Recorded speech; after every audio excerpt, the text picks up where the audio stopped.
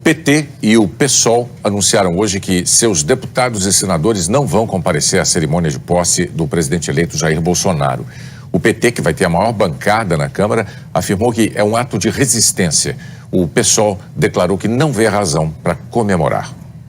No primeiro dia da visita ao Brasil, o primeiro-ministro de Israel, Benjamin Netanyahu, se encontrou com o presidente eleito Jair Bolsonaro no Rio. Netanyahu disse que o Brasil é a terra da promessa. O primeiro-ministro de Israel chegou ao Rio no fim da manhã com um esquema rigoroso de segurança. Benjamin Netanyahu se reuniu com o presidente eleito Jair Bolsonaro no Forte de Copacabana. Essa é a primeira vez que um primeiro-ministro israelense visita o Brasil. Benjamin Netanyahu deve ficar 5 dias no país. O encontro de hoje com Jair Bolsonaro não foi apenas uma cortesia do convidado para a posse do presidente eleito. Eles trataram de assuntos de interesses dos dois países. Isso que nós começamos, ou melhor, continuamos no dia de hoje com a presença do chefe maior daquele estado, brevemente se fará presente em forma de benefício para todos nós aqui no Brasil. Então, Benjamin Netanyahu, é uma satisfação, orgulho termos aqui entre nós. Netanyahu começou o pronunciamento em português. Meu amigo, presidente do Brasil, Jair Bolsonaro. E seguiu em inglês. Disse que Jair é um nome comum hebraico e soa familiar em Israel.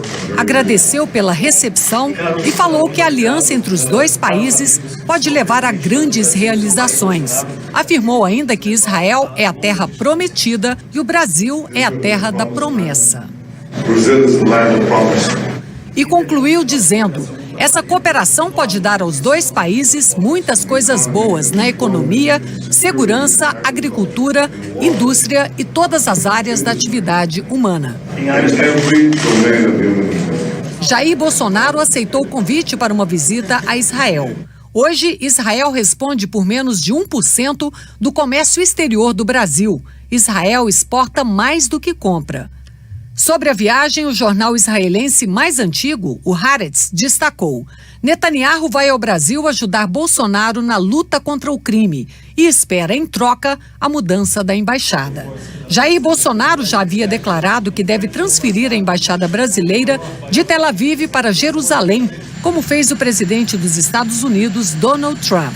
A decisão de Bolsonaro provocou reação de países árabes, que estão entre os principais destinos de produtos brasileiros. Para este analista de relações internacionais, a mudança pode gerar problemas para o país.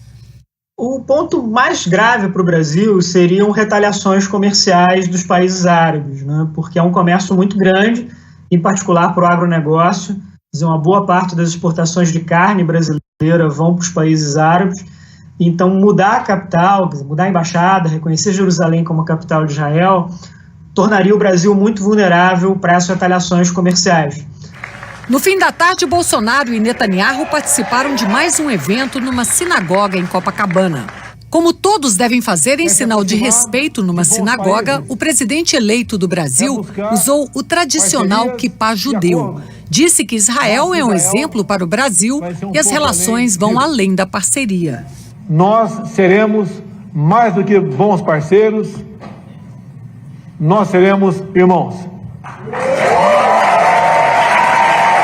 O primeiro-ministro israelense reagiu, dizendo que esse é um momento histórico muito emocionante. זה מעמד מרגש כי זה באמת מעמד היסטורי.